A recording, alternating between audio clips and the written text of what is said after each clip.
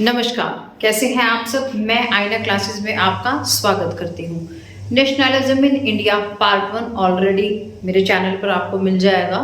वो एक तरह से रॉ मटेरियल है। मैंने बताया था छोटे छोटे पजल्स हैं जिनको हम बाद में ज्वाइन करेंगे। हमने लास्ट वीडियो में जो हमारा फर्स्ट वीडियो है नेशनलिज्म इन इंडिया का, उसमें हमने सत्याग्रह के बारे में पढ़ा, गांधी जी के बारे में पढ़ा और थोड़ा रॉलेट एक्ट के बारे में पढ़ा और जलियांवाला बाग के बारे में पढ़ा। जलियांवाला बाग का जो प्रॉब्लम था या जो भी इंसिडेंट था, जो जलियांवाला बाग मैसेक्रे था, उसके बाद क्या क्या हुआ आज हम उसके बारे में पढ़ेंगे। आपकी एनसीईआरटी में एक वर्ड है आफ्टरमैथ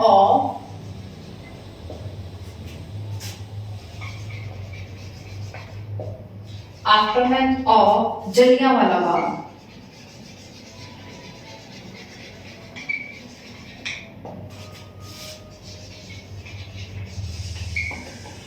अगर हम बात करें इसकी तो ये क्या कहता है, the Britishers brutally repressed all this. Brutally they repressed. Crowds took the streets in many North Indian towns. Strikes, clashes with the police and attack on government buildings were extensively witnessed. The violence forced to Gandhiji stop the movement. कौन सा movement आया था? CDM आया था, Civil Disobedience Movement. We call it CDM. Because of this, Gandhiji has to stop this. Because of all this violence,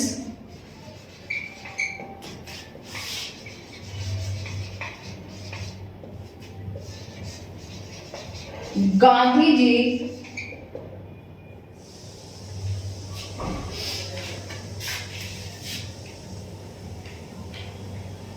stop this movement. इतना मुझे लगता है आप सबको समझ आया होगा। ठीक है, अब हम आगे की कहानी शुरू करते हैं। Let's talk about non cooperation movement. Very very very important.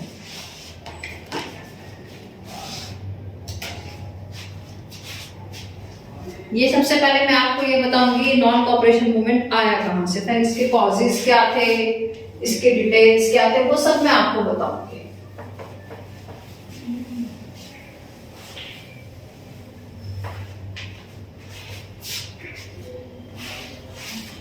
Non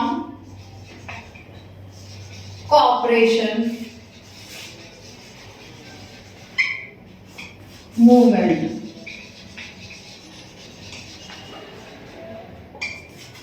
Let's talk about non-cooperation movement.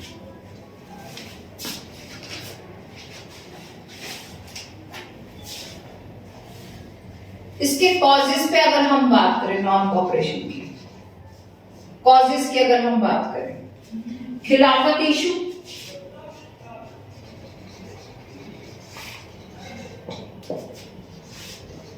अगर हम कॉजेस की बात करते हैं, खिलाफत issue, all of you know about this. Second one is, मैं यहां पर एक छोटा सा एरो डाल रही हूं, second one is Rowlatt act, all of you know about this Rowlatt act. Next था Jallianwala Bagh.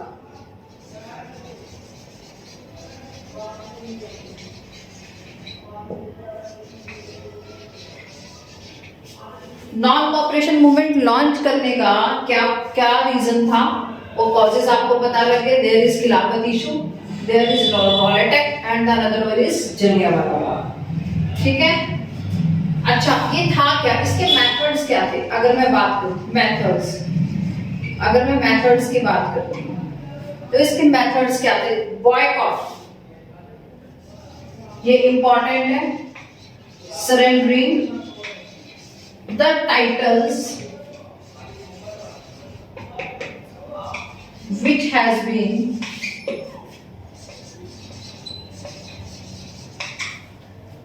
given by government, क्योंकि गवर्नमेंट कौन थी उस टाइम पे, ब्रिटिश गवर्नमेंट थी।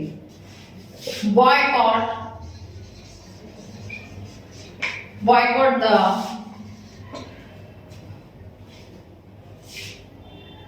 सिविल सर्विसेज,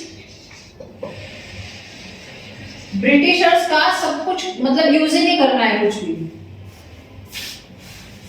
आर्मी, ये वर्ड्स आप याद रखेंगे, आर्मी, पुलिस, कोर्ट्स एंड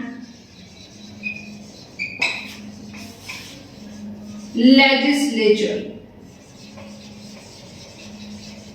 यहां से मैं आपको एक स्पेशल चीज बताऊंगी लेजिस्लेटिव से, स्कूल्स एंड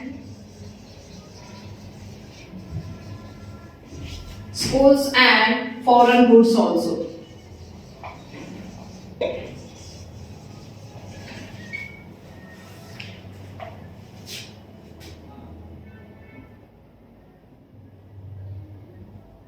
ठीक है, और ये नॉन कॉपरेशन मूवमेंट आया कब था? जनवरी 1921। इतनी बात समझ आई है? कांग्रेस का एक सेशन हुआ था, मैं यहां लिख रही हूं, कांग्रेस कलकत्ता सेशन। कांग्रेस का सेशन कहां हुआ था? कलकत्ता में हुआ था, सितंबर 1920 में।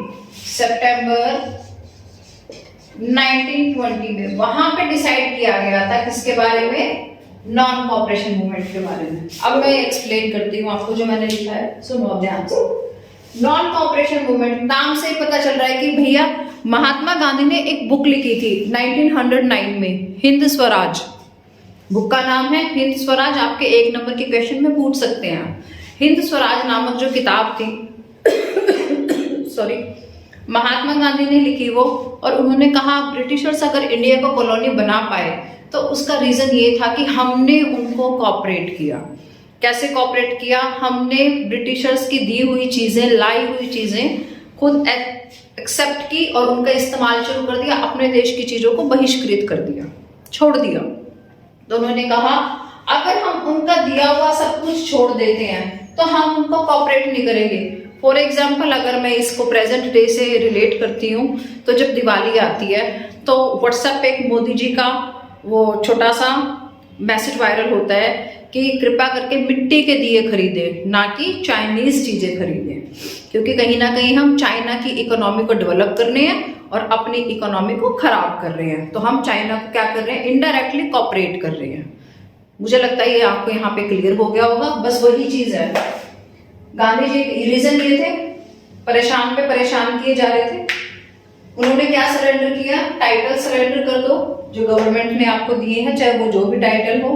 बॉयकॉट कर दो सिविल सर्विसेज का, आर्मी, पुलिस, सब लोग मतलब वो सरकार के सारे काम करने छोड़ दो। गांधी जी एक्चुअली यही कह रहे हैं कि सरकार के सारे काम करने छोड़ दो। अब ये जो मैं लेजिस्लेटिव की बात करूंगी ना, काउंसिल के इलेक्शन होने थे उस टाइम पे। काउंसिल तो होपफुली सबको पता होगा, ग्रेड 10 की बात कर रहे हैं हम। काउंसिल के इलेक्शन होने तो ओनली मद्रास को छोड़ के बाकी सभी स्टेट्स ने, बाकी सारे एरियाज ने कहा ठीक है, we are with Gandhi ji.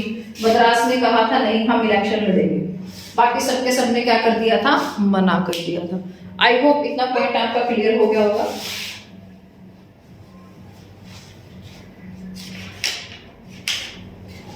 Let me रब द बोर्ड। और ये डिसीजन कब हुआ? कांग्रेस का कलकत्ता सेशन में। ठीक है, कलकत्ता सेशन में कांग्रेस ने ये डिसीजन लिया। अभी मैं आपको मेन चीजें बता रही हूँ, फिर मैं क्या करूंगी ना, फिर जो मैं एनसीईआरटी में दिया हुआ है एग्जैक्ट वो बताऊंगी आपको नॉन कॉपरेशन के बारे में। ठीक है, एग्जैक्ट एनसीईआरटी पढ़ेंगे फिर हम। अभी मैं आपको एक कहानी बना के बता रही हूँ और ये बिल्कुल फैक्ट है, ये कहानी में कुछ गलत नहीं है।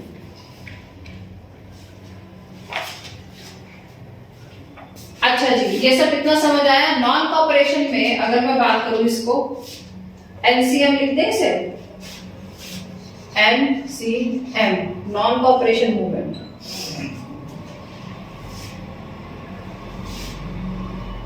फ्यू यानी कि कुछ जो कांग्रेस के मेंबर्स थे ना, वो इसको बिल्कुल भी नहीं चाह रहे थे कि हम ऐसा करें। कुछ कांग्रेस के मेंबर्स थे, तो उनमें से एक थे CR दास, चित्तरंजन दास और मोतीलाल नेहरू। क्या नाम दिया मैंने? चित्तरंजन दास और मोतीलाल नेहरू। इन दोनों ने मिलकर एक पार्टी बना ली, अलग पार्टी, स्वराज पार्टी। क्या बना ली? स्वराज पार्टी।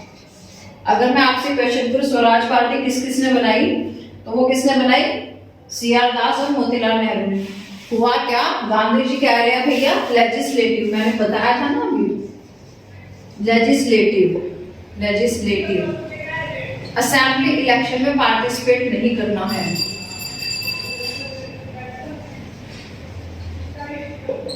नहीं करना है। लेकिन क्या हुआ, धीरे धीरे जो कांग्रेस के अपने लोग थे, ये कांग्रेस के मेंबर्स थे जो, ये बोले भैया इतना भी पॉसिबल नहीं है। वो कह रहे हैं कि अगर हमें अपनी बात मनवानी है तो हमें पार्टिसिपेशन करना पड़ेगा, हमें सरकार में बैठना पड़ेगा, हमें देखना पड़ेगा वो हमारे लिए क्या नीतियां बना रहे हैं, क्या रूल्स रेगुलेशंस बना रहे हैं। तो CR दास और मोतीलाल नेहरू ने मिलकर कौन सी पार्टी बनाई? स्वराज पार्टी। अभी तक हमने कांग्रेस पार्टी की बात की थी। किसकी बात की थी हमने? कांग्रेस पार्टी की। और वो कब बनी थी कांग्रेस पार्टी? 1885 में। अब हमने कौन सी पार्टी की बात की है? स्वराज पार्टी। स्वराज पार्टी को बनाने वाले कौन लोग हैं? CR दास प्लस मोतीलाल नेहरू। ये 1 नंबर में पूछ सकते हैं क्वेश्चन, इंपॉर्टेंट है ये क्वेश्चंस, तो आप इस बात का पूरा ध्यान रखेंगे। अब क्या हुआ, क्या क्या हुआ NCM को करते हुए, क्या क्या चीजें सामने आई। मार्च 1919 में खिलाफत मूवमेंट की जब मैंने बात की थी तो मैंने अली ब्रदर्स नाम दिया। क्या नाम दिया था? अली ब्रदर्स। जब मैंने खिलाफत मूवमेंट की बात की थी, मैं यहाँ पे इवेंट्स लिख रही हूँ कि कहां पे क्या क्या हुआ। अली ब्रदर्स, मोहम्मद अली और शौकत अली। अली ब्रदर्स कौन थे? मोहम्मद अली प्लस शौकत अली। इन्होंने क्या बनाई थी? खिलाफत कमेटी बनाई थी। क्या बनाया इन्होंने? खिलाफत कमेटी। खिलाफत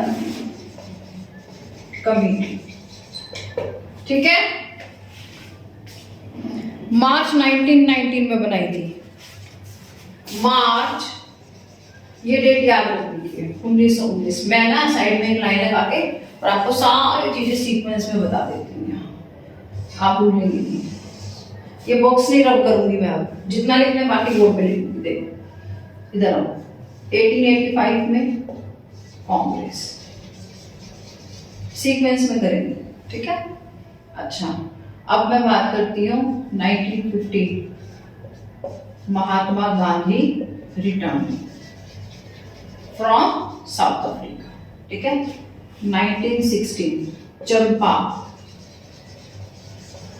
चंपारण सत्याग्रह। 1970 खड़ी खेड़ा सत्याग्रह, ठीक है। डेट्स याद करने की जरूरत नहीं है, ऐसे याद हो जाता है सब कुछ। 1918 अहमदाबाद,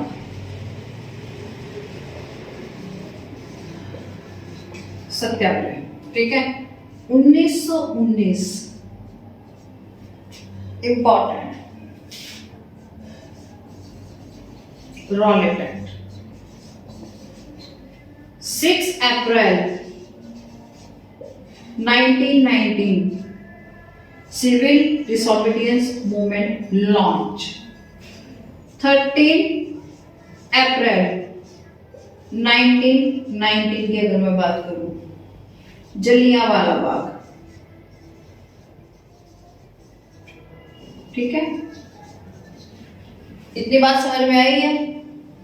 उसके बाद अगर मैं बात करूं 1920 CDM वापस ले लिया, स्टॉप्ड। इतनी कहानी मुझे लगता है सीक्वेंस में लिख दी है। अब भी अगर समझ नहीं आ रहा तो मैं कुछ नहीं कर सकती, इससे आसान नहीं हो सकता। मार्च 1919 की मैं अगर बात करूं तो तो उस टाइम पे खिलाफत कमेटी बनाई मोहम्मद अली और शौकत अली ने। मुझे लगता है इतनी बात आप लोगों को क्लियर होगी। सीक्वेंस में पढ़ा रही हूं बिल्कुल।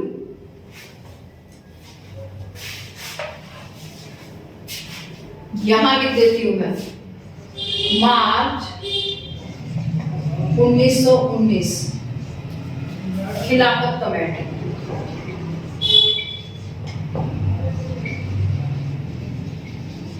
Bye Ali brothers. ठीक है, अब नेक्स्ट में डेट आपको बताती हूँ, सितंबर 1920। अभी तो मैंने बताया था Calcutta session of Congress, Calcutta session Congress का कब? सितंबर 1920 में। एनसीएम should be started, खिलाफत कमेटी, ये इंपॉर्टेंट है भाई, छोड़ने की चीज नहीं है। प्लस खिलाफत कमेटी के साथ में कौन है? कांग्रेस, और ये सब मिलकर क्या कर रहे हैं? एनसीएम। ये इक्वेशन इंपॉर्टेंट है, कोई इसे भूलेगा नहीं, गलती से भी ना भूल जाना। खिलाफत कमेटी और कांग्रेस ने मिलकर एनसीएम लॉन्च किया। कब डिसीजन हुआ? सितंबर 1920 में। और कहां हुआ? कलकत्ता सेशन में। ठीक है, चलो। और फाइनली जो नॉन कॉपरेशन था दिसंबर 1920 में फाइनली इसे अडॉप्ट कर लिया। ये बात सामने आई और फाइनली पास्ड एनसीएम, फाइनली पास हो गया एनसीएम। ठीक है, अब बात करते हैं, और ये कहां हुआ था? ये वाला सेशन ये हुआ था नागपुर में। मैं ये सारा एक बार क्विक रिवीजन दे देती हूँ, कहीं आप गोल हो जाओ। यहां तक तो आपको सारा समझ में आ गई ये कहानी, तो यहां तक ठीक है। अब आ जाओ आप यहाँ पे। सीआर दास और मोतीलाल नेहरू ने मिलकर स्वराज पार्टी बना ली कि भैया हम तो इलेक्शंस में पार्टिसिपेट करेंगे। फिर आपका भाई आए दो अली ब्रदर्स, जिनका नाम था मोहम्मद अली, शौकत अली। शौकत, इन दोनों ने मिलकर बनाई खिलाफत कमेटी। खिलाफत मूवमेंट याद करो, ऑटोमन एम्पायर, जो कि हमने बताया था फर्स्ट वर्ल्ड वॉर में टर्की में थे वो, और वो हार गए थे, टर्किश थे जो। और इन्होंने कहा कि हम खलीफा की पोस्ट को हटाएंगे। कहानी याद करो पिछली वीडियो में देख के। सितंबर 1920 में कलकत्ता में सेशन हुआ कांग्रेस का। सेशन का मतलब सुनो पहले तुम, आधे तो वैसे ही कंफ्यूज हो सेशन के मतलब से। मीटिंग हुई, क्या हुई? मीटिंग हुई। जितने भी कांग्रेस के साथी थे वो सब इकट्ठे हुए और उन सबने मिलकर बात की। किस बारे में? नॉन कॉपरेशन मूवमेंट में बात की कि हमें ये स्टार्ट करना चाहिए। किसको मिला के? गांधी जी ने एक बात कही, मैं आपको सच्चाई बताऊं, जो कहानी में ट्विस्ट है वो मैंने यहाँ नहीं बताया। ट्विस्ट ये था, गांधी जी ने कहा कि हिंदू और मुस्लिम अगर दोनों मिलकर ब्रिटिशर्स के अगेंस्ट हो जाए तो ये चुटकियों में भाग जाएंगे यहाँ से। तो उन्होंने क्या कहा कि खिलाफत कमेटी और कांग्रेस दोनों मिलकर एनसीएम चलाएंगे। और ये बात फाइनल डिसीजन कब हुआ? दिसंबर, तो सितंबर में हुआ कलकत्ता सेशन। दिसंबर 1920 में जब नागपुर में सेशन हुआ। कहाँ हुआ? नागपुर में सेशन हुआ। तो वहां पर एनसीएम को फाइनली पास कर दिया गया कि अब हम ये चलाएंगे। अब ये मूवमेंट टाउन्स में कैसा रहा, कंट्री साइड पे कैसा रहा इस मूवमेंट में, क्योंकि ये बहुत मास लेवल का, बहुत हाई लेवल का मूवमेंट था। तो उस टाइम पे आपके मोबाइल फोन नहीं होते थे कि व्हाट्सएप पे मैसेज टुक टुक टुक किया और हो गया काम, या फेसबुक नहीं होती थी कि फोटो खींची और भेज दी, ना ट्विटर हैंडल होता था, ना आपके जितने भी सोशल मीडिया ऐप है, ये कुछ नहीं होता था। तो उस टाइम पे बात को पहुंचते पहुंचते बहुत टाइम लग जाता था। हाँ, प्रिंटिंग प्रेस आ चुकी थी। जब मैं आप लोगों को ये चैप्टर कंप्लीट करा दूंगी तो बाद में जब 3, 4, 5 चैप्टर कराऊंगी ना तो आप लोगों को समझ आ जाएगा, फिर कहानियां समझ आने लगेंगी और अच्छे से। मिनिमम 5 मार्क्स की वेटेज रखता है ये, आपको पता होना चाहिए। सितंबर 1920 में कलकत्ता में सेशन हुआ था, आपको पता होना चाहिए दिसंबर 1920 में नागपुर में सेशन हुआ था कांग्रेस का। ये छोटी छोटी चीजें पता होनी चाहिए, क्योंकि मैथ में भी पूछ लेते हैं ये। खिलाफत कमेटी अली ब्रदर्स, ऐसे चुटकियों में नाम याद आने चाहिए आपको। जैसे ही है खिलाफत committee Ali brothers, very easy, so easy.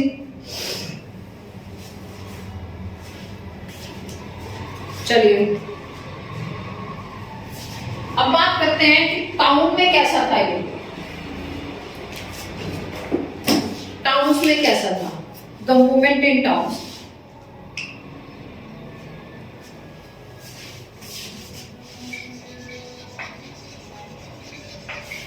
Movement in towns की अगर मैं बात करूं, यहां पे क्या कहानी थी इसकी, ये अभी रब नहीं कर रही, ये सबको याद होना चाहिए। एक बच्चा भी ऐसा ना हो जिसको ये याद ना हो।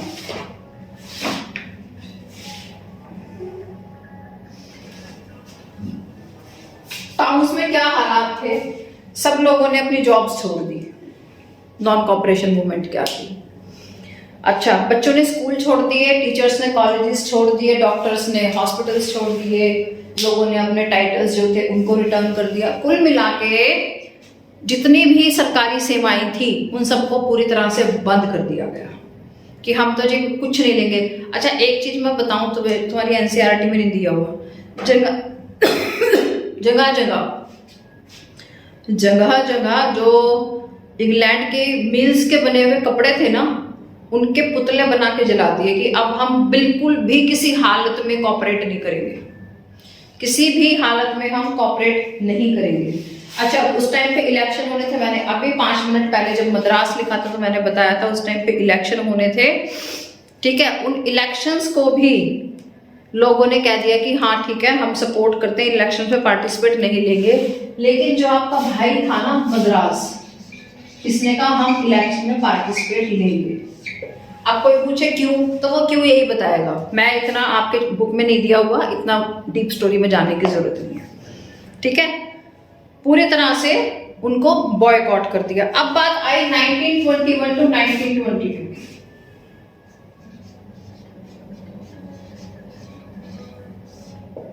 दिसंबर 1920 में नागपुर सेशन में फाइनली एनसीएम को लॉन्च करने की बात होगी, तो अब लॉन्च हो चुका था, ठीक है। अब जो बाहर से आया हुआ इंपोर्टेड क्लॉथ, इंपोर्ट का मतलब समझ आता है। अब वो उसको पूरी तरह से जब बहिष्कार कर दिया, नॉन कॉपरेट करने, खरीद नहीं रहा कोई, तो उसका जो वैल्यू था वो धीरे धीरे गिरने लगा। गांधी जी ने एक अपील की पूरे देश से कि सब 1 घंटे के लिए ही सही लेकिन चरखा काटेंगे। लोग खादी पहनने लगे। क्या पहनने लगे? खादी। अभी देखना ये मूवमेंट फेल कैसे होगा, ये देखना भी आप। और मैं आपको इसका बेस्ट एग्जांपल दूंगी अभी रियलिटी से रिलेट करके। लोग क्या पहनने लगे? खादी पहनने लगे, खादी खुद बनाने लगे इंडिया में, चरखा काट के, ठीक है। अब क्या हुआ, क्योंकि ये इंपोर्टेड क्लॉथ कोई खरीद नहीं रहा, तो इंडियन मिल्स में बने। इंडिया की मिल्स कहाँ थी? अहमदाबाद में। इंडियन मिल्स में बना कपड़ा, उसकी वैल्यू ज्यादा होने लगी, ठीक है। जब हम फॉरेन गुड्स नहीं खरीदेंगे तो घर की बनी हुई चीजें तो हम खरीदेंगे ना बेटा, जरूरत तो जरूरत है, ठीक है। अब अगर मैं बात करूं नेक्स्ट आपकी, ये तो मैंने आपको बताया इन टाउन्स। क्या बताया ये मैंने? टाउन्स। अब मैं बात करती हूं rebellion in the country side. Rebellion in the country side. Rebellion in the country side. अब अगर हम इस पे बात करें, इस पे चर्चा करें, तो इसकी बात करते हैं। खादी रेस कर दूं मैं?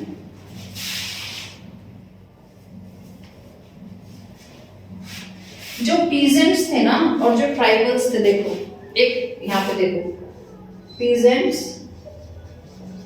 As well as tribals.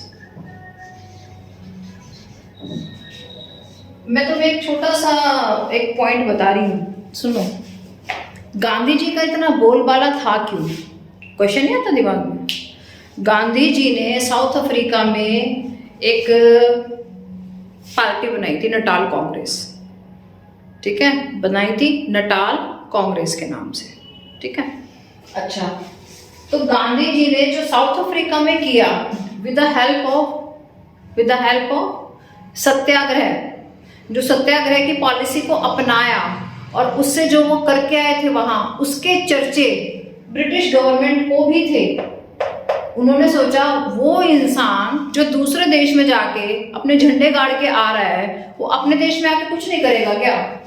अच्छा, उसके बाद गांधी जी ने आने के बाद ये सत्याग्रह करे, ये फेमस हो गए, ये हो नहीं थे, ये पूरी तरह से वो जीत गए। रॉलेट एक्ट हुआ, उसके बाद सीडीएम मूवमेंट लॉन्च कर दिया। लोग पागल थे गांधी जी के पीछे।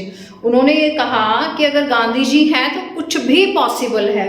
बस वहीं से पीसेंट्स और ट्राइबल्स जो थे वो उनके भक्त बन गए। जैसे फॉर एग्जाम्पल वो ऑलरेडी परेशान हैं। देखो, लाइफ में सबसे बड़ा जो आपको जो पिंच करता है ना बार बार, वो होती है आपकी हंगर, वो होती है आपकी भूख। अगर आपको खाना मिल गया पेट भर के खाने के लिए, फिर आप आराम से बात सुनोगे सामने वाले की, नहीं तो आपका ध्यान तो सारा पेट पे रहेगा। भूखे पेट भजन ना होए वो पाला, वो वाली कंडीशन थी। अब ये जो पीजेंट्स थे, इनके ऊपर बहुत सारे टैक्सेस थे। इंडिगो प्लांटेशन आपको याद आया हो, ये सब था, मतलब रिप्रेस थे ये पूरी तरह से। ऐसे ट्राइबल्स के साथ क्या किया, क्योंकि फर्स्ट वर्ल्ड वॉर में बहुत सारे इनको लकड़ियां चाहिए थी ब्रिटिशर्स को, ठीक है। तो कहां से आएगी वो लकड़ी? इवन जो गन बनाते हैं उसको पकड़ने का जो स्टैंड होता था वो भी लकड़ी का होता था। अच्छा, फिर उसके बाद हमारा वॉर चल रहा है तो हमें बड़े बड़े शिप्स भी चाहिए, तो लकड़ी कहां से आएगी? ट्राइबल्स को निकाल दिया, ट्राइबल्स को कह दिया तुम चले जाओ, अब तुम्हें मैं तुम्हारे घर से निकाल दूं, निकल जाओगे। इन केस निकल भी जाओ तो मौका ढूंढोगे मेरा निपटारा करने का, पक्की बात है ये। बस यही हाल यहाँ था ट्राइबल्स के साथ। तो यहाँ पे क्या क्या हुआ मैं उसकी बात करूंगी। एक आपके आएंगे अभी अवध में, मैं यहाँ पर एग्जाम्पल दे रही हूँ। इन अवध शॉर्ट में लिखूंगी, देयर इज औध किसान सभा। ये छोटी सी इन्होंने पार्टी बनाई, Awadh Kisan Sabha, with the help of Jawaharlal Nehru plus Baba Ramchandra. Ramdev नहीं बोला मैंने, रामचंद्र बोला है, कहीं रामदेव समझ लो। बाबा रामचंद्र, ये एक औध किसान सभा बनाई और ये 1 नंबर पे क्वेश्चन पूछ सकता है, इंपॉर्टेंट है, ये पूछ सकता है। इन अवध औध किसान सभा बनाई जवाहरलाल नेहरू और बाबा रामचंद्र ने, किसको? गांधी जी को सपोर्ट करने के लिए, नॉन कोऑपरेशन मूवमेंट को सपोर्ट करने के लिए। अब अगर मैं नेक्स्ट पॉइंट लिखती हूं तो वो है आपका इन आंध्र प्रदेश। भैया ये बंदा और बढ़िया था, ये और भी बढ़िया था। अलूरी सीतारमन राजू, क्या नाम था इसका? अलूरी सीतारमन राजू, ये नाम था, अलूरी सीतारमन राजू, ठीक है। ये ट्राइबल था, क्या था ये? ट्राइबल। ये अगर इंडिया का मैप आप देखो, ये आपका तमिलनाडु पड़ा है यहाँ पे, ये आपका ऐसे ऐसे ऐसे ऐसे करके आंध्रा है। अब मेरी बात सुनो एक छोटी सी, जहां पर डेंस फॉरेस्ट होंगे ना बेटा, वहां पर आपको ट्राइबल्स अभी भी मिलेंगे। मैंने जैसे झारखंड बताया, ओडिशा बताया, आंध्रा बताया है, यहाँ पे ट्राइबल्स होते हैं। अब ये जो अलूरी सीतारमन राजू है आपका भाई, ये ट्राइबल है। और ट्राइबल जो लोग है ना, वो इसको भगवान मानते हैं, अलूरी सीतारमन राजू को। ये वहां पे कोई छोटी मोटी डिजीज होती है तो लोग इसके कहने से, जो ये कहता है वो करने से ठीक हो जाते हैं। तो जिसकी लग जा रहा आपकी चुटकी, वही नीम हकीम, बस वही कहानी इसके साथ है। लेकिन ये खुद अलूरी सीतारमन राजू गांधी जी का भक्त है। कौन है ये? एक्चुअल में ये खुद गांधी जी को सपोर्ट करता है। बस एक चीज इसको पसंद नहीं, नॉन वायलेंस। गांधी जी कहते हैं ना नॉन वायलेंस, गांधी जी जो नॉन वायलेंस कहते हैं ना, इसको ये चीज समझ नहीं आती। बाकी ये कहता है कि भाई लोगों को कहता है आप शराब ना पिए, आप गंदगी ना रखें। ये सब चीजें अल्लूरी सीतारमण राजू ट्राइबल्स को जागरूक करने के लिए, उनको एक तरह से एनकरेज करने के लिए कि आप क्या ना करें, शराब ना पिए, आप गंदगी ना रखें। लेकिन नॉन वायलेंस जो गांधी जी कहते हैं उसको ये सपोर्ट नहीं करता। मुझे लगता है इतना आपको समझ आ गया होगा। आंध्र प्रदेश में अल्लूरी सीतारमण राजू और अवध में द औध किसान सभा। और ये कब बनाई थी इन्होंने औध किसान सभा? अगर मैं बात करूं जून 1920 में, ठीक है, जून 1920 में अगर मैं बात करूं।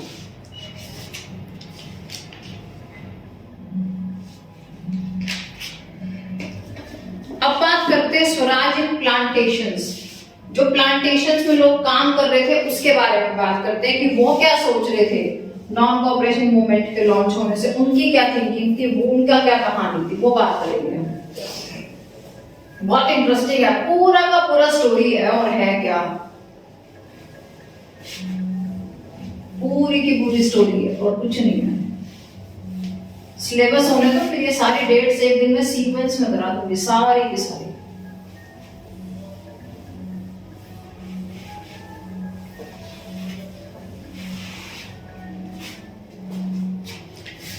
टॉपिक है आपका स्वराज इन प्लांटेशंस।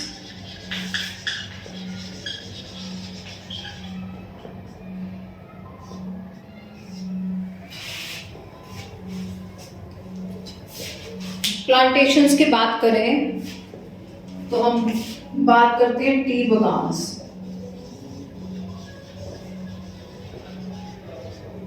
किसकी बात करते हैं हम? टी बगान्स की बात करते हैं। इसमें प्लांटेशंस में जब मैंने आपको एग्रीकल्चर का चैप्टर पढ़ाया था तो मैंने आपको ये बताया था कि टी के लिए आपको स्किल्ड और चीप लेबर चाहिए, स्किल्ड और चीप लेबर चाहिए। अब क्या करते थे ये ब्रिटिशर्स? पकड़ लाते थे और काम पे लगा देते थे। ना कोई छुट्टी मिलेगी, ना आप अपने घर वापस जा सकते हो, सैलरी भी दी तो दी, नहीं तो बेगारी पे काम करो। बेगार, क्या वर्ड यूज किया है मैंने? बेगार। बेगार मीन्स खाना मिला तो मिला, नहीं तो नहीं मिला, लेकिन सैलरी वेजेस कुछ नहीं मिलेंगे, बोनस कुछ नहीं मिलेगा, but you have to do work. आपको काम करना पड़ेगा, लाइक बंधुआ मजदूर, ठीक है, काम करना पड़ेगा, बस काम होगा ही होगा। ये सब था इसमें, ठीक है। अब ये जो टी बगान्स में लोग काम कर रहे थे ना, जब इन्होंने नॉन कॉपरेशन मूवमेंट के बारे में सुना, ये अपना काम छोड़ के भाग लिए, ये वहां से निकल लिए। बोले कि अब जो होगा देखा जाएगा, गांधी जी सब संभाल लेंगे। अब गांधी जी ने ये थोड़ी कहा था कि तुम काम छोड़ के भाग लो, नॉन कॉपरेशन मूवमेंट की बात थी। ये सब कुछ वहां से ताम झाम छोड़ के निकल लिए। स्वराज इन प्लांटेशंस की कहानी थी ये, ठीक है। और उन्होंने एक स्लोगन दिया, एक्चुअली एक आया था immigration act, inland immigration act.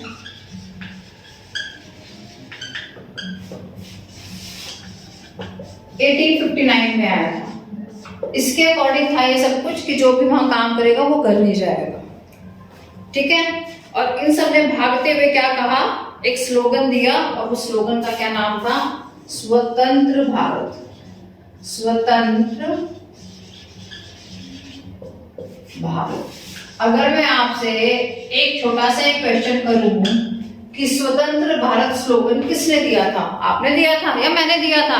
हम दोनों में से किसी ने नहीं दिया था। यह दिया था उन वर्कर्स ने जो कि प्लांटेशंस में काम करते थे। ये ऐसे ऐसे क्वेश्चन ना आपके रीजनल एजुकेशन में पूछ सकते हैं, डायरेक्ट भी आ सकते हैं, लेकिन रीजनल एजुकेशन में तो पूछ ही सकते हैं। और कौन सा एक्ट आया था? इनलैंड इमिग्रेशन एक्ट 1859, जिसके अंडर ये सब कुछ था कि जो टी प्लांटेशंस में काम करेंगे वर्कर्स, वो एक तरह से बेगारी पे काम करेंगे, ठीक है। इतनी बात क्लियर होगी आपको।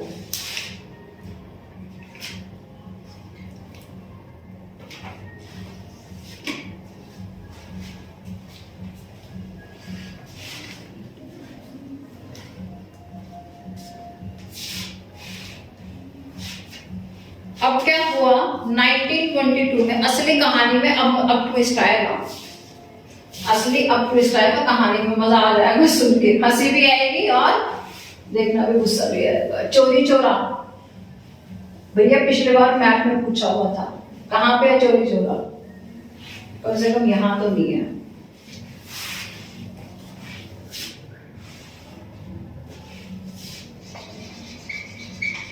चोरी चोरा इन गोरखपुर, गोरखपुर बिहार। चोरी चोरा इन गोरखपुर इन बिहार कब हुई है? 1922 में। कुछ लोग, ये एक पुलिस स्टेशन है,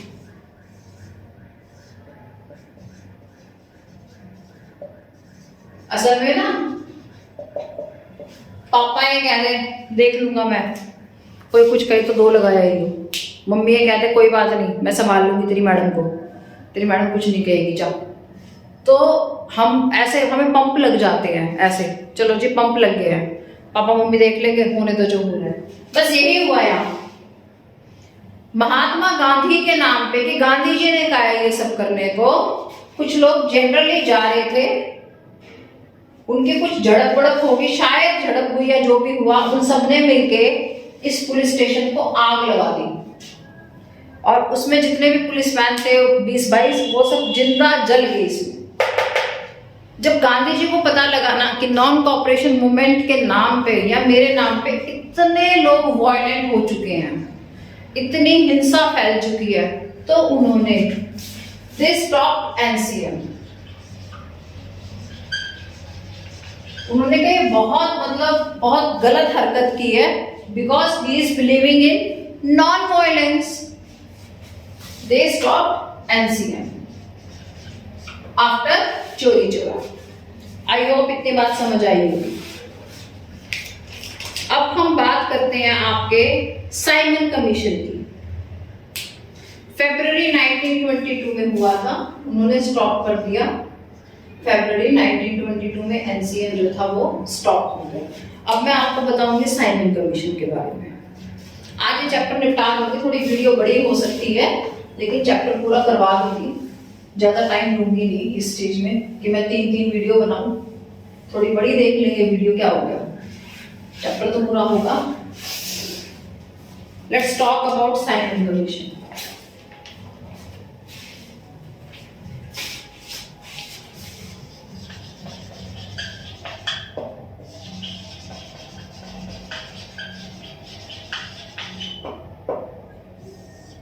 Let's talk about Simon Commission. India में बार बार जो ये मूवमेंट्स हो रहे थे ना, उन ये देखने के लिए कि प्रॉब्लम क्या हो रही है। जो ब्रिटिश गवर्नमेंट थी, टोरी गवर्नमेंट, उन्होंने एक कमीशन लॉन्च किया जिसका नाम था साइमन कमीशन। उसमें एक्चुअली 3 लोग थे, 3 पीपल्स वर देयर, टोटल 3 लोग थे। And there is no Indian, there was no Indian in that committee.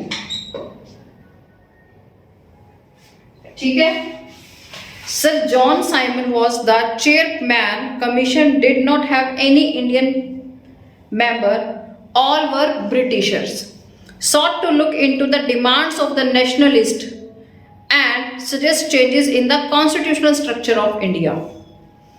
Arrived in 1928. कब आया ये साइमन कमीशन इंडिया में? 1928 में आया था ये। In 1928, Congress and the Muslim League, along with the other parties, received the commission with flags and slogans "Go Simon Go." और इसी के दौरान लाठीचार्ज में डेथ हो गई थी लाला लाजपत राय की। अक्टूबर 1929, the commission recommended a dominion status. इन्होंने कहा हम इंडिया को क्या देंगे, ये सारी कहानी मैं अभी सुनाऊंगी आपको, ये है क्या, डोमिनियन स्टेटस क्या है, डोमिनियन स्टेटस हम अभी पढ़ेंगे इसके बारे में। Dominion status for India in coming future and a round table conference for discussing a future constitution of India. Round table conference. ये सारे वर्ड्स में इसलिए लिख रही हूँ, डिस्कस करेंगे हम। Round table conference. अब सुनो इनके पीछे की कहानी, एक एक वर्ड एक्सप्लेन करूंगी। साइमन कमीशन आया, देखो 1920, हम अभी 1922-23 तक गए। नॉन कॉपरेशन मूवमेंट हुआ, 1922 में चोरा चोरी हुआ पूरी तरह से चोरा चोरी हुआ। अच्छा, फिर हम वहां के कपड़े लत्ते नहीं खरीद रहे, धीरे धीरे धीरे धीरे हम बदल रहे हैं। चलो जी, अब जो इंग्लैंड में लोग बैठे हैं, ये यहाँ पे देखो, ये इंग्लैंड की पार्लियामेंट है, सीनेट बोलते हैं इसे। इंग्लैंड पार्लियामेंट की अगर मैं बात करूं, इंग्लैंड पार्लियामेंट की अगर मैं बात करती हूँ, यहाँ पे जो लोग बैठे हैं वो तो इंडियन नहीं है, तो वो इंडिया के बारे में रूल यहाँ बना रहे हैं। कहाँ बना रहे हैं? यहाँ रूल बन रहे हैं। इंडिया में जो काउंसिल में इंडियंस बैठे हैं, जिनके अभी हमने स्वराज पार्टी का नाम सुना, जिसमें हमने अभी स्वराज पार्टी का नाम सुना, वो इलेक्शंस लड़ते हैं, तो वो तो इंडिया में बैठे हैं ना, यहाँ इंडिया में है। तो इनकी जो डिमांड्स है, नेशनलिस्ट वो लोग होते हैं जो देश के लिए सरकार से कुछ ना कुछ डिमांड करते हैं, नेशनलिस्ट वो लोग होते हैं। तो उनको चेक करने के लिए जो टोरी गवर्नमेंट थी उस टाइम ब्रिटेन में, उन्होंने 3 लोगों को भेजा। उनके जो चेयरपर्सन थे वो थे सर जॉन साइमन। इन तीनों में कोई भी इंडियन नहीं था, लोग इसके अगेंस्ट थे। जितने भी उस टाइम की पॉलिटिकल पार्टीज थी, लाइक मुस्लिम लीग, लाइक कांग्रेस और बाकी छोटी छोटी जितनी भी नेशनल पार्टीज थी, सबने उनको पूरी तरह से प्रोटेस्ट किया और कहा गो साइमन गो। और उसी के दौरान ये मेरी तरफ से एक्स्ट्रा आपके लिए है कि उसी के दौरान उनको क्या लगी, लाला लाजपत राय को लाठियों से सिर पे मारा गया और वो वहीं पे उनकी डेथ हो गई, लाला लाजपत राय की। चलिए अब बात करते हैं ये कब हुआ था, साइमन कमीशन कब आया था, 1928 में। और इन सबके बाद इन्होंने क्या कहा कि हम इंडिया को एक लॉलीपॉप देंगे डोमिनियन स्टेटस के नाम से। किसके नाम से? डोमिनियन स्टेटस के नाम से। देखो जैसे एक बच्चा रोता है ना, बच्चा बहुत रो रहा है, मम्मी ने सोचा अरे भाई पता नहीं टिक ही नहीं रहा, एक लॉलीपॉप खरीदा उसके मुंह में दे दिया। डोमिनियन स्टेटस वो भी एक लॉलीपॉप था। ब्रिटिशर्स कहीं ना कहीं ये जानते थे कि इंडियंस अब बिल्कुल पूरी तरह से चाहते हैं कि हम इनको छोड़ दें, लेकिन वो लॉलीपॉप दे रहे थे। अच्छा, तो उन्होंने कहा एक राउंड टेबल कॉन्फ्रेंस भी रखेंगे ब्रिटेन में, ताकि आप लोग आए और हम आपकी बात सुने, आपकी बात को आगे तक पहुंचाया जाए लॉलीपॉप देके। डोमिनियन स्टेटस का मतलब ये होता है कि आप अपने रूल्स रेगुलेशंस खुद बनाएं, ठीक है, लेकिन फाइनल कौन करेगा? हम करेंगे। बात तो एक ही है, रूल रेगुलेशन हम बनाएं, फाइनल कौन करेगा? ब्रिटेन करेंगे। समझे लॉलीपॉप का मतलब? अब round table conference, round table conference होती है बेटा, जैसे अब ये चौकोर और रेक्टेंगुलर या जैसे भी शेप्स में टेबल बना लो आप, जैसे मर्जी बना लो, लेकिन राउंड टेबल का मतलब उस टाइम पे ये होता था, भैया आप आओ, हम आमने सामने बैठेंगे, मुलाकात करेंगे और आपकी अपनी समस्या हम सुनेंगे। इसका मतलब उस टाइम पे ये होता था। डोमिनियन स्टेटस इंडिया को कब दिया गया? 1929 में। और साइमन कमीशन इंडिया में कब आया? 1928 में। मेरे ख्याल से इतनी बात आप लोगों को समझ आ गई होगी। चैप्टर ऐसा नहीं है कि आप लोग घूम जाओ, चैप्टर तो ऐसा है कि आपको मजा आ जाए। 1928 Simon commission, 1929 dominion status, easy.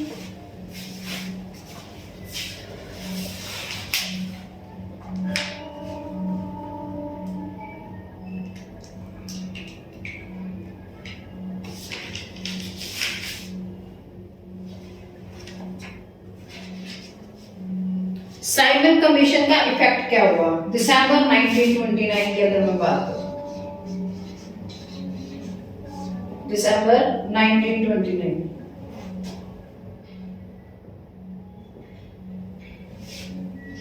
Congress session हुआ लाहौर में, लाहौर कांग्रेस सेशन बहुत इंपॉर्टेंट है, मैं इस पे स्टार मार्क कर रही हूं। लाहौर कांग्रेस सेशन, और किसकी प्रेसिडेंसी में? प्रेसिडेंट कौन था यहाँ? इस सेशन का ये इंपॉर्टेंट है अपने चाचा ने, ठीक है। ये किसकी डिमांड करते हैं इसमें? पूर्ण स्वराज। किसकी डिमांड हो रही है यहाँ? पूर्ण स्वराज की। दिसंबर 1929 में। और 26 जनवरी 1930 की अगर मैं बात करूं, दिसंबर में यहां बात हुई है, इन्होंने इंडिपेंडेंस डे सेलिब्रेट कर लिया था।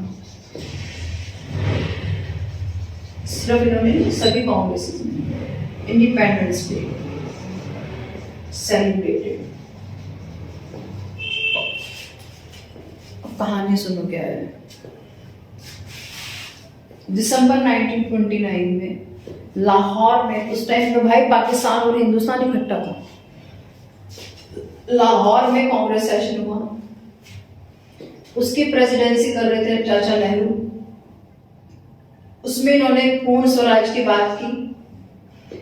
और 26 जनवरी 1930 को इंडिपेंडेंस डे मना लिया भाई, कि हम पूरी तरह से इंडिपेंडेंट हैं, हम नहीं मानते कौन है ब्रिटिशर्स, हम नहीं जानते।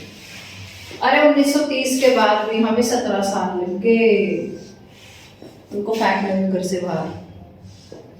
देखो अब कहानी क्या है, इसको हटा दो।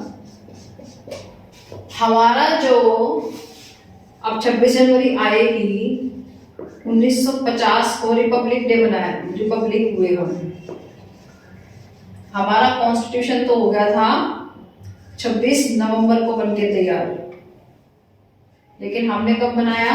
26 जनवरी को, क्योंकि हम इस डेट को इंपॉर्टेंस देना चाहते थे, इसलिए। ठीक है, इतनी बात सबको समझ आई है। पूर्ण स्वराज की बात कब हुई? दिसंबर 1929 Lahore session of Congress. President was Jawaharlal Nehru and they all passed Purna Swaraj. 26 January 1930 they celebrated Independence Day. I hope it has been clear.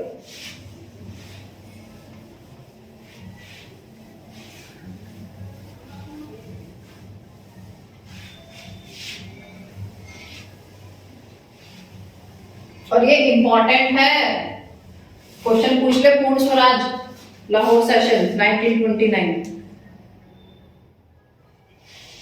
इन 1930 1930 में अगर मैं बात करूं, B.R. अम्बेडकर, किसको इनका नाम नहीं पता, फादर ऑफ इंडियन कॉन्स्टिट्यूशन।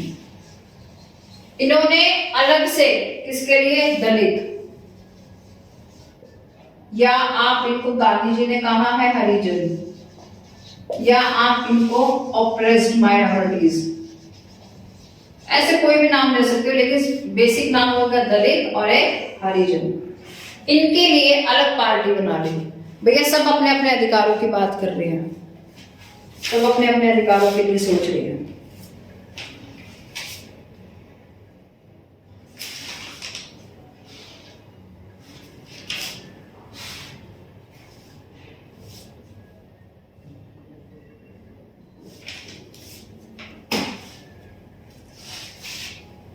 छब्बीस जनवरी को हमने देख लिया क्या हुआ 1930 को।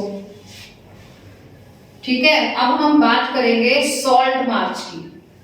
सीडीएम एक बार आया और वो एक बार गया, अब सेकंड फेज आएगा सीडीएम का। सॉल्ट मार्च की अगर मैं बात करूं, salt march, Dandi march, whatever you want to say, पहले तो हम ये सोचेंगे ये सॉल्ट की कहानी थी क्या, वो बताऊंगी मैं आपको। Picture behind the story. ठीक है, और ये स्टोरीज मेरी खुद की बनाई हुई भी होती है, मैं थोड़े से ट्विस्ट टर्न्स में डालती हूँ। मैंने कभी भी ये नहीं कहा कि सारी स्टोरीज फैक्चुअल हैं ना, तुम्हें याद कराने के लिए मुझे इनको थोड़ा ट्विस्ट टर्न भी करना पड़ता है। तुम्हें स्टोरी याद आएगी तो तुम फैक्ट तक अपने आप पहुंच जाओगे। ठीक है, अगर मैं बात करूं 31 जनवरी 1930 को हमारे किसने? गांधी जी ने एक लेटर लिखा, किसको? वाइसरॉय इरविन को। इसमें उन्होंने 11 डिमांड्स लिखी, 11 demands. But Irwin don't want to negotiate at any cost. Gandhi ji ने 11 डिमांड लिखी थी, लेकिन इरविन किसी भी हालत में नेगोशिएट करने को तैयार नहीं था। 11 डिमांड में एक डिमांड थी सॉल्ट टैक्स, सबसे इंपॉर्टेंट। अब तो मैं बताऊंगी एक्चुअली ये सॉल्ट टैक्स था क्या।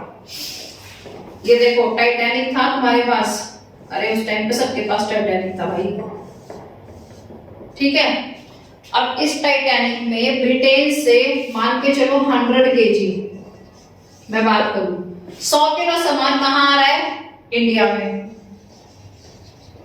यानी कि ये जो शिप है इसकी कैपेसिटी ऐसे बनाई गई है कि इसका इतना वेट होगा तो ये आराम से पानी पे चलेगा, आराम से इजीली काम होगा, ठीक है। लेकिन जब ये 100 किलो सामान इंडिया लेके आए तो इंडिया से वापस ब्रिटेन लेके जाने के लिए इनको सामान चाहिए 100 किलो। अब अगर इनको इंडिया का ही सामान वहां लेके जाना है तो कोई दिक्कत नहीं है, लेकिन नहीं लेके जाना तो ये क्या करते थे, ये इसमें सॉल्ट इंडिया से भर लेते थे ताकि उसका वेट बैलेंस रहे, वो आराम से इजीली ब्रिटेन पहुंच सके। तो इन सब के चलते जो बेसिक रिक्वायरमेंट है, मैं ये कहती हूँ किसी के घर में बिना नमक का खाना बनता ही नहीं, चाहे कोई कम खाए चाहे ज्यादा, लेकिन वो नमक जरूर खाएगा। This is the basic requirement for our food. Salt पे टैक्स लगा दिया ब्रिटिशर्स ने। अब एक गरीब से गरीब इंसान, एक अमीर से अमीर इंसान को भी खाने को नमक चाहिए। ये मतलब बहुत जिसको कहते हैं ज्यादती करना, बहुत ऑप्रेसिव था, ये एक्चुअल में ऑप्रेसिव था। तो गांधी जी ने कहा कि ये पूरी तरह से ह्यूमिलिएट करना है, इसको हटाओ आप। इरविन कह रहा है मैंने कुछ सुनना ही नहीं है, मैं सुनना ही नहीं चाहता आपको। इरविन वायसरॉय है, या अपने आप से किसी को ज्यादा समझ नहीं रहा। वायसरॉय उस टाइम के प्रेसिडेंट की पोस्ट को कहते थे बेटा, उस टाइम के प्रेसिडेंट की पोस्ट को वायसरॉय कहते थे। अब इरविन को तो कोई फर्क ही नहीं पड़ रहा। गांधी जी अपने असली थे, इन्होंने कहा ठीक है तो मत सुन भाई, तेरे को सुनवाएंगे, तेरे कान के नीचे ऐसा लगेगा ना तो कैसे नहीं सुनेगा, सुनवाएंगे गांधी जी। अभी देखना कैसे सुनवाएंगे, ठीक है। अभी देखना, इतना तो सबको समझ आ गया होगा कहानी कि 31 जनवरी को ये सब रचा गया। गांधी जी बोले मार्च में चलो बेटा निकल लो, नमक हम खुद बनाएंगे, सीडीएम दोबारा से चालू करेंगे।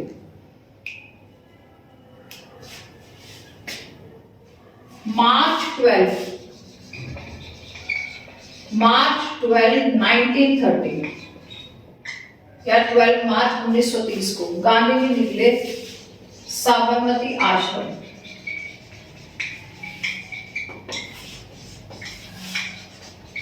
आश्रम से टू दांडी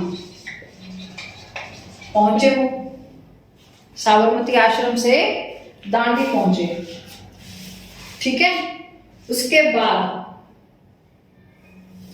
इनके साथ कौन था, इनके 78 फॉलोवर्स थे।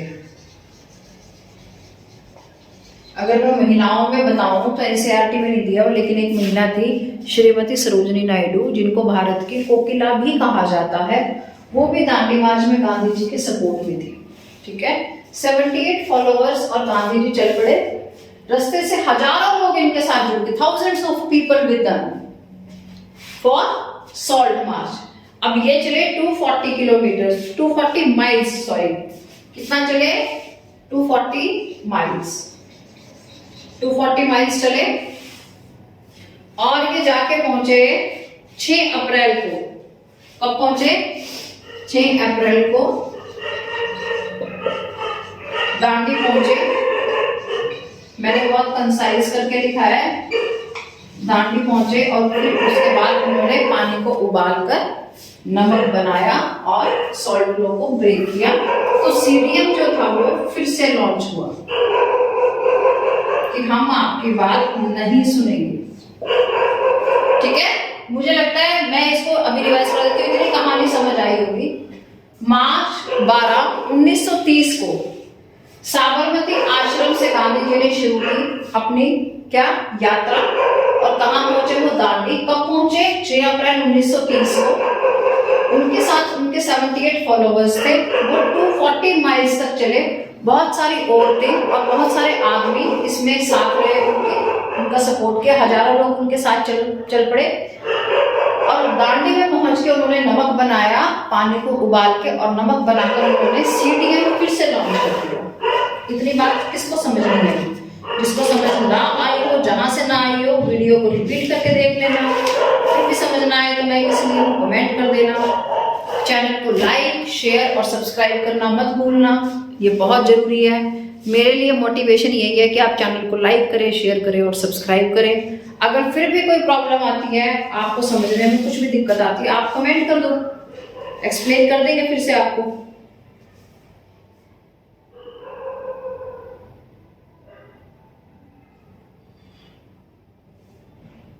ब्रिटिशर्स का क्या रिएक्शन आया इन सब में सॉल्ट मार्च के बाद?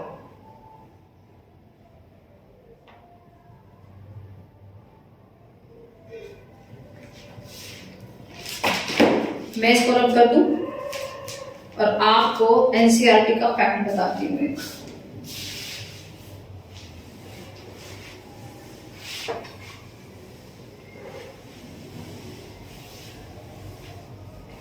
इसके बाद रिएक्शन क्या आया ब्रिटिशर्स का दांडी मार्च के बाद, वो रिएक्शन। जब मैं देखो वीडियो शूट हो रही है अपनी। सॉल्ट मार्च के बाद का रिएक्शन बताती हूँ। उन्होंने कांग्रेस लीडर्स को अरेस्ट करना शुरू कर दिया। Arrested Congress leaders. अब्दुल गफ्फार खान, क्या नाम बताया मैंने? अब्दुल गफ्फार खान, जो गांधी जी को बहुत मानता था, जो गांधी जी को बहुत मानता था,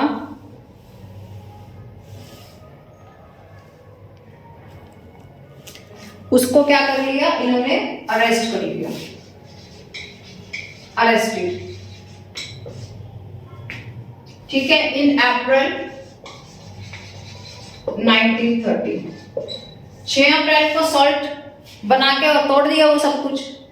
अब जो अब्दुल गफ्फार खान था, इसको पकड़ लिया, पेशावर में ताबड़तोड़ गोलियां चलवा दी, लाखों लोग मारे गए। किसने? ब्रिटिशर्स ने। अच्छा, उसके बाद 1 महीने बाद गांधी जी को भी अरेस्ट कर लिया। गांधी जी को भी अरेस्ट कर लिया। Gandhi ji was arrested after a month। कितनी हिम्मत कैसे हुई बेटा? पहले अब्दुल गफ्फार खान को अरेस्ट किया, फिर गांधी जी को 1 महीने बाद अरेस्ट कर लिया। उसके बाद जो पीसफुल लोग थे, लगभग 1 लाख लोगों को, जो शांति से सत्याग्रह कर रहे थे, लगभग 1 लाख लोगों को अरेस्ट कर लिया, यानी कि बंदी बना लिया। ब्रिटिशर्स बौखला गए। एक्चुअली ब्रिटिशर्स जो थे वो बौखला गए। और उसके बाद गांधी जी और इरविन, किसके बीच? गांधी जी प्लस इरविन, जो कह रहा था मैं नहीं सुनता, गांधी जी और इरविन दोनों ने बैठ के बात की और उसको एक नाम दिया गया, Irwin pact. Gandhi Irwin pact, ये नाम दिया।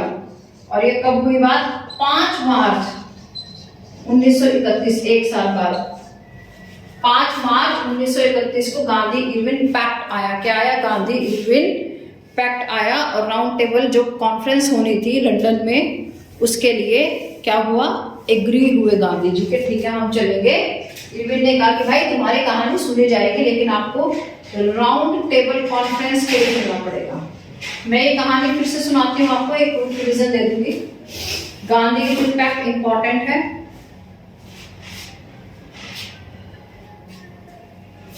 रिएक्शन क्या था ब्रिटिशर्स का? वो कांग्रेस लीडर्स को क्या थे?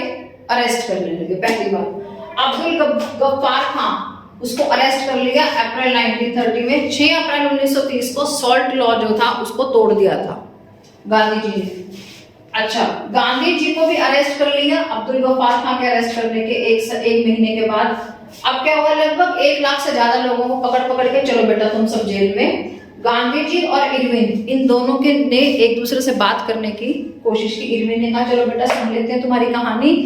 तो उस कहानी को जो नाम दिया गया वो दिया गया गांधी इरविन पैक्ट। इरविन ने कहा कि आप राउंड टेबल कॉन्फ्रेंस में लंदन आएंगे तो आपकी बात सुनी जाएगी। राउंड टेबल कॉन्फ्रेंस टोटल 3 हुई है, टोटल 3 कॉन्फ्रेंस हुई है। सिर्फ एक राउंड टेबल कॉन्फ्रेंस में गए थे गांधी जी, वो भी सेकंड राउंड टेबल कॉन्फ्रेंस में गए थे। गांधी जी ने कहा था हम नहीं बात करेंगे लंदन जाके, ठीक है। और वहां पर उनको स्पेशली क्या कहा गया था, ये नंगा भिखारी कहा गया था। जब गांधी जी लंदन पहुंचे, वहां के लोगों ने गांधी जी को कहा, ठीक है। राउंड टेबल कॉन्फ्रेंस हुई और गांधी इरविन पैक्ट का निचोड़ ये निकला 5 मार्च 1931 को कि राउंड टेबल कॉन्फ्रेंस में गांधी जी पार्टिसिपेट करेंगे, जो कि लंदन में हो रही है। अब अलग अलग लोग अलग अलग तरीके से सोच रहे थे। फिर से कौन से मूवमेंट के बारे में, सीडीएम पार्ट 2 के बारे में। सीडीएम पार्ट 2 के बारे में अलग अलग तरीके से सोच रहे थे। लोगों को क्या सोच रहे थे हम उसकी बात करेंगे। सीडीएम 2 लॉन्च हुआ सॉल्ट मार्च से, ठीक है। चलो भाई, जो कि रिच पीजेंट्स थे, जो पैसे में अच्छे किसान लोग थे, उसमें गुजरात के कुछ पाटीदार्स थे जिनको बोलते थे गुजरात पाटीदार्स, और यूपी के कुछ जाट थे, ठीक है। वो एक्चुअली देश के लिए नहीं लड़ रहे थे, वो उनका अपना कुछ सीन था। और वो अपना क्या था, they deeply disappointed when the movement was called off 1931। वो कह रहे 1931 में जो ये मूवमेंट हुआ, और उसमें भी उनके रिवेन्यूज में कोई भी फर्क नहीं पड़ा। वो अपने रिवेन्यूज के चक्कर पे थे, पर्सनल उनका जो भी बेनिफिट था वो पर्सनल बेनिफिट था। तो कह रहे कोई फायदा नहीं हुआ। और जो गरीब लोग थे तो ये चाहते थे कि उनका जो रेंट है वो पूरी तरह से माफ कर दे। और कांग्रेस ये कह रही थी भैया ये नहीं हो सकता, कांग्रेस कह रही थी ये नहीं हो सकता था। जो गरीब लोग थे उन्होंने कांग्रेस को हेल्प करने में मना कर दिया, ठीक है। कांग्रेस तो इसके बिल्कुल अगेंस्ट थी। जो बिजनेस क्लास लोग थे वो ये चाह रहे थे कि जो फॉरेन गुड्स हैं वो पूरी तरह से खत्म हो जाए, ताकि हम लोग अपना सामान इजीली बेच सकें, इजीली बेच पाए, इंपोर्ट एक्सपोर्ट के लिए हमें इजीली चीजें अवेलेबल हो जाए। वो कांग्रेस सब अपना उल्लू सीधा करने में लगे हुए थे। जैसे एक एग्जाम्पल ले लो, आप 3 बहन भाई हो, मम्मी ने पूछा रात को खाने में क्या बना दूं। एक ने कह दिया मम्मी पिज्जा ऑर्डर कर देते हैं, दूसरे ने कह दिया बर्गर बना दो, और तीसरे ने कह दिया चलो छोड़ो आलू की सब्जी पूड़ी बना दो। अब मम्मी कहेगी तीनों की अलग अलग ख्वाहिशें भाई। मम्मी वहां पे कांग्रेस है, मम्मी कह रही मैं नहीं सुन रही किसी की बात। मम्मी ने कहा पिज्जा तो बिल्कुल नहीं आएगा। वो जो गरीब लोग मांग रहे हैं ना पिज्जा, गरीब लोग क्या मांग रहे हैं कि आपका जो रेंट है वो पूरी तरह से खत्म कर दिया जाए, भरना ही ना पड़े। मम्मी कह रही है पिज्जा तो बिल्कुल नहीं आएगा। अब वो जो बर्गर मांग रहा है, मम्मी ने कहा चल देखती हूँ, कुछ सोचती हूँ। वो तीसरा क्या मांग रहा था, आलू की सब्जी पूरी। मम्मी ने सोचा चलो सब्जी पूरी बनेगी ना तो बर्गर की टिक्की बना देंगे, चल जाएगा काम, ठीक है। तो कौन सबसे ज्यादा नाराज हुआ, वो पिज्जा वाला सबसे ज्यादा नाराज हुआ। लेकिन बात सब सिर्फ अपनी अपनी कर रहे हैं, मम्मी के बारे में तो किसी ने नहीं सोचा। ये तो नहीं कहा कि आप रहने दो कुछ मत बनाओ, नहीं। क्यों? क्योंकि घर के बारे में मम्मी के बारे में नहीं सोच रहे, सब अपना अपना सोच रहे। ऐसे जितने भी लोग थे, चाहे वो गरीब थे, चाहे वो बिजनेस क्लास थे, चाहे जो भी थे, सिर्फ और सिर्फ अपनी बात कर रहे हैं। वो अपने अपने बेनिफिट के बारे में बात कर रहे हैं। जो इंडस्ट्रियल वर्कर्स थे वो क्या कह रहे हैं, जो सीडीएम है वो बहुत बड़े लेवल पे तो चला ले, लेकिन आप लोग ये बताएं कि उससे हमें क्या फायदा होगा गांधी के प्रोग्राम से। All this movement, all public persons, जो पूरा का पूरा जो एराना था उस टाइम का पब्लिक एराना था, सब अपने बारे में सोच रहे थे। गांधी का तो सिर्फ नाम इस्तेमाल हो रहा था, अगर मैं एग्जैक्ट आपसे बात करूं। अच्छा, सबसे अच्छी बात क्या थी कि जितनी भी औरतें थी, मोस्टली औरतें इन सब चीज़ों में बढ़ चढ़ के हिस्सा ले रही थी। 1931 की अगर हम बात करें, 1931 के आसपास हम बात करें, तो औरतें भी बढ़ चढ़ के इन सब चीज़ों में पार्टिसिपेट कर रही थी। लेकिन गांधी जी ने एक बात कही कि औरतों का काम है अपने घर को अच्छे से संभालना और अपने बच्चों को अच्छे से संभालना। अब इसकी लिमिट्स क्या थी सिविल डिसओबीडियंस की?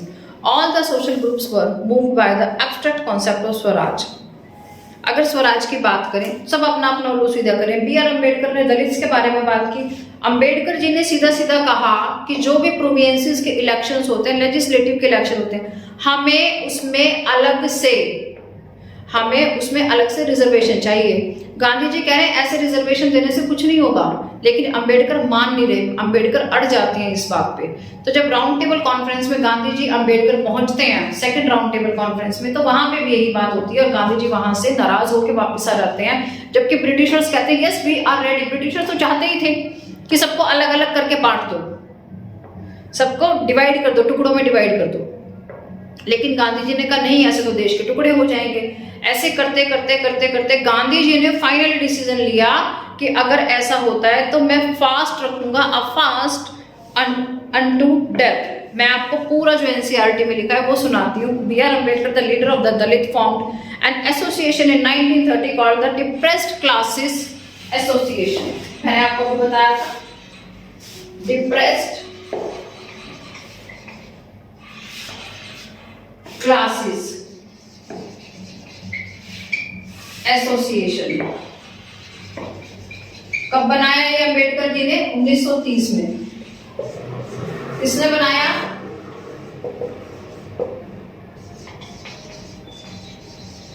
B R Ambedkar. He clash with Gandhi ji at the second round table conference. जैसे कि मैंने बताया, गांधी जी सिर्फ सेकेंड राउंड टेबल कॉन्फ्रेंस में गए थे। वो भी क्यों गए थे? गांधी इरविन पैक्ट के अकॉर्डिंग। गांधी इरविन पैक्ट 5 मार्च 1931। गांधी इरविन पैक्ट कब आया था आपका? 5 मार्च 1931। इसमें यह बात हुई थी कि आप राउंड टेबल कॉन्फ्रेंस में पार्टिसिपेट करेंगे। तो सेकंड राउंड टेबल कॉन्फ्रेंस में ये हुआ था, इन दोनों की बात हुई। Gandhi ji began a fast unto death. He believed that separate electorals for Dalit would slow down the process of their integration into society. वो पूरे समाज को एक करना चाहते थे। अब बात करेंगे मोस्ट इंपॉर्टेंट की, जो जनरली पूछ लिया जाता है, पूना पैक्ट। पूना पैक्ट मैं स्टार मार्क कर रही हूँ। पूना पैक्ट को जनरली पूछा जाता है। पूना पैक्ट जो हुआ वो हुआ गांधी जी प्लस अम्बेडकर, इनके बीच हुआ। अम्बेडकर अल्टीमेटली एक्सेप्टेड गांधीजी's position and the result was the Pune Pact. It gave the depressed classes known as scheduled caste. Reservation मांग लिया था, ये तो अलग ही मांग रहा था सब कुछ, लेकिन यहाँ पे क्या मिल गया इसको? रिजर्वेशन मिल गया। रिजर्वेशन इसको मिल गया। अम्बेडकर ने रिजर्वेशन पे राजी हो गया। स्टेट काउंसिल्स में जो भी प्रोविंसेस थी उनमें उनको कुछ हद तक क्या मिल गया? रिजर्वेशन मिल गया। पूना पैक्ट का ये सीधा सीधा परिणाम निकल के आया। अब जो मुस्लिम पॉलिटिकल पार्टीज थी वो नेगोशिएट करने को तैयार थे। मुस्लिम पॉलिटिकल पार्टीज का जो हेड था उस टाइम जिन्ना, जिनका नाम अगर मैं आपको बताऊं, मोहम्मद अली जिन्ना।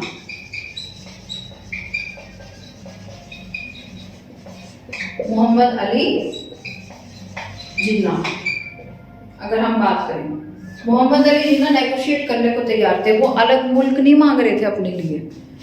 कांग्रेस जो थी उस टाइम पे इतना हिंदुइज्म था कांग्रेस के साथ कि कांग्रेस धीरे धीरे क्या लगने लगी? हिंदू पार्टी लगने लगी, एक हिंदू महासभा के जैसे लगने लगी, एक ग्रुप में तब्दील होगी, हिंदू महासभा जैसे ग्रुप में। मुस्लिम लीग ये कह रही थी हमें अलग मुल्क नहीं चाहिए, लेकिन हमें भी क्या दे दो? रिजर्वेशन दे दो। क्या दे दो? रिजर्वेशन दे दो। लेकिन एक आपके साहब आए, मुस्लिम ये कह रहे थे कि जो बंगाल और पंजाब है, कौन सा एरिया?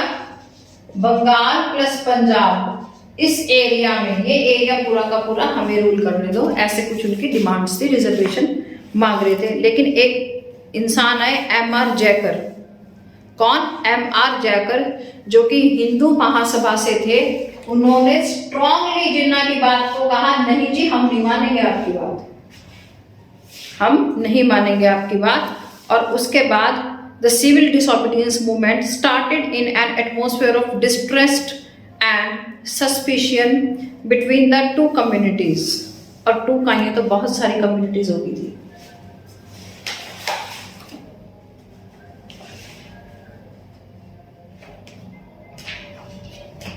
तो 2 नहीं रही थी, बहुत सारी कम्युनिटीज होगी थी।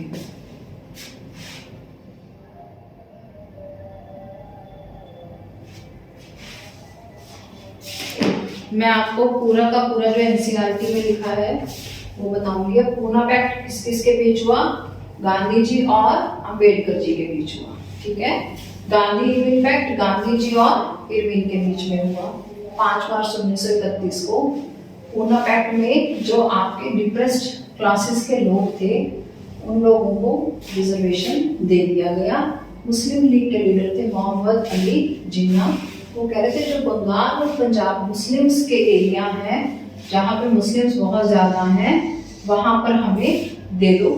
लेकिन जो एक हमारे जयकर साहब हुए हैं उन्होंने साफ साफ मना कर दिया कि ऐसा कुछ भी नहीं होगा। Many Muslim leaders and intellectuals now express their concern. Many Muslim leaders and intellectuals now express their concern about the status of Muslims as a minority within India. They fear that the culture and identity of minorities would be submerged under the domination of a Hindu majority. अब जो Muslims थे वो ये समझने लगे कि अगर ये सब होता है कि हम हिंदुओं के अंडर रहे तो हमारा कहीं ना कहीं पूरी तरह से हम अपने कल्चर से, अपनी संस्कृति से दूर हो जाएंगे। अब उनको ये ऐसा डर लगने लगा। जब चीज़ें सॉर्ट आउट नहीं होती तो वो अपने साथ फियर लेके आती हैं। जैसे अगर आपकी ठीक से तैयारी नहीं होगी तो आपको एग्जाम टाइम में लगेगा बस हम तो गए, फेल हो जाएंगे। ठीक है, बस ऐसा ही कुछ उनके साथ हो रहा था।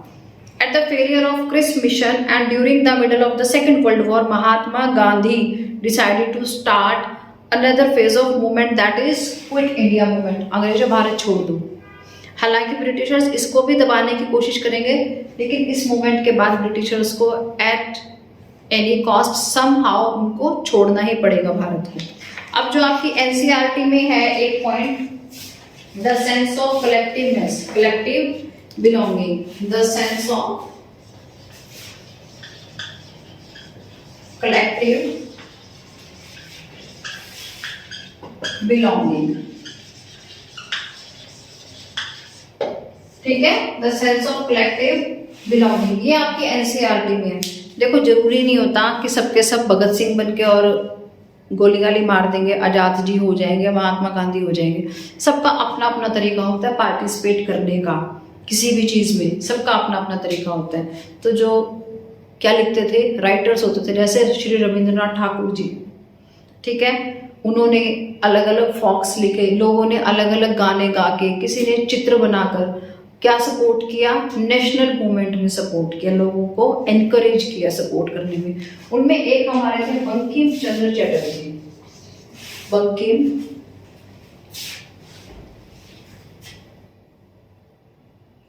चंद्र चट्टोपाध्याय, बंकिम चंद्र चट्टोपाध्याय, इन्होंने फर्स्ट पिक्चर बनाई भारत माता की, फर्स्ट पिक्चर ऑफ भारत माता किसने बनाई? बंकिम चंद्र चट्टोपाध्याय। 1 नंबर में पूछ लेते हैं ऐसे क्वेश्चंस ऑफ भारत माता। ठीक है, इसने बनाई बंकिम चंद्र चट्टोपाध्याय ने। इन्होंने वंदे मातरम भी लिखा। 1870 में इन्होंने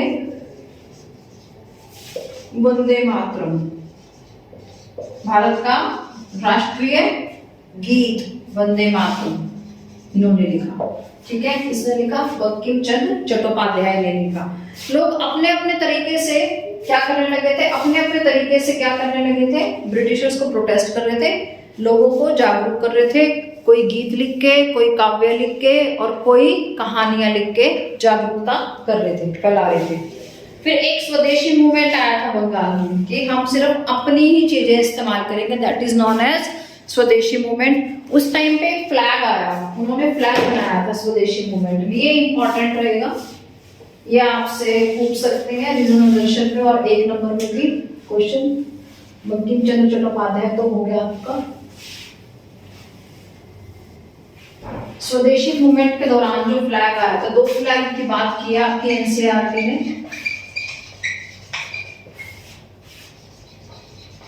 स्वदेशी मूवमेंट इन बंगाल। अगर इसमें हम फ्लैग की बात करें तो इसमें जो फ्लैग आया था उसमें 3 कलर थे। इसमें जो फ्लैग था वो कलर जो था red, green, yellow. Red, green, yellow और एक इसमें क्रिसेंट मून था। क्या था? Crescent moon. अब इन सब चीजों का क्या इसमें मीनिंग था? और इसमें 8 लोटस थे, 8 लोटस भी थे, 8 लोटस थे, 8 कमल के फूल थे, 8 लोटस थे, जो कि बता रहे थे 8 provinces and a crescent moon which is represented Hindu Muslim. क्या बता रहे थे? हिंदू मुस्लिम जो है वो एक है। इसमें क्या था? लाल, हरा और पीला 3 रंग का झंडा था। उसमें एक क्रिसेंट मून था और 8 लोटस थे। ठीक है, ये एक क्या बना था? फ्लैग बना था, नेशनलिज्म का प्रतीक जो था। अच्छा, दूसरा आया हमारा झंडा 1921 में, गांधी जी ने जिसे बनाया था। ये भी ट्राई कलर था, ये भी क्या था? ट्राई कलर था। 3 रंग थे इसमें भी, रेड, ग्रीन एंड व्हाइट।